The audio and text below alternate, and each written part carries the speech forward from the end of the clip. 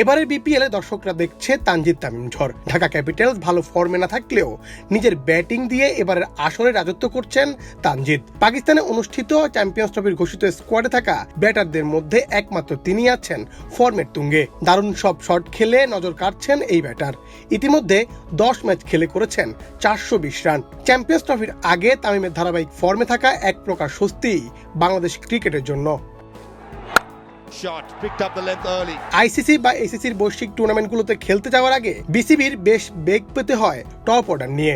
ধারাবাহিক পারফর্ম না করা ব্যাটারদের নিয়ে দল ঘোষণা করলে পড়তে হয় দর্শকদের তোপের মুখে। টাইগার ক্রিকেটে টপ অর্ডার ব্যর্থতা আজকের নয়, বছরের পর বছর ধরে এই সমস্যার মধ্য দিয়ে যাচ্ছে বাংলাদেশ। এর যেন সমাধান নেই।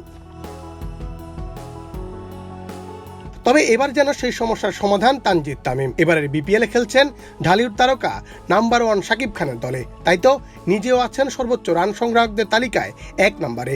এখন পর্যন্ত 10 ম্যাচ খেলে 46.66 গড়ে রান করেছেন 420 রান। 350 সাথে আছে একটি সেঞ্চুরি। বিপিএল এর পরেই যেহেতু চ্যাম্পিয়ন্স ট্রফি, তাই এমন টুর্নামেন্ট খেলতে যাওয়ার আগে তামিমের মতো পারফর্মারদের জন্য নিজেদের মধ্যে 50 ওভারের ম্যাচ আয়োজন করতে পরামর্শ দিয়েছেন বাংলাদেশ দলের সাবেক ক্রিকেটার মোহাম্মদ নাজমুল হোসেন।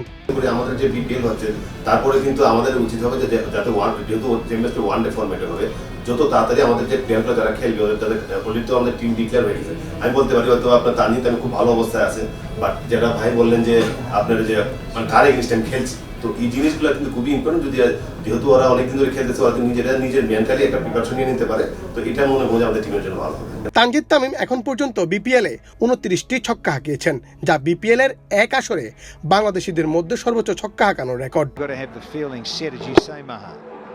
তানজিদ তামিমের পরেই সর্বোচ্চ রান সংগ্রহের তালিকায় দ্বিতীয়তে আছেন লিটন কুমার দাস। 9 ম্যাচ খেলে তিনি করেছেন 348 রান, 1 সেঞ্চুরির সাথে আছে 2টি হাফ সেঞ্চুরি। যদিও ধারাবাহিক অফ ফর্মের কারণে চ্যাম্পিয়ন্স ট্রফির ঘোষিত স্কোয়াড থেকে বাদ পড়েন এই top order batter. Munna Chandra Das, Bangladesh প্রতিদিন।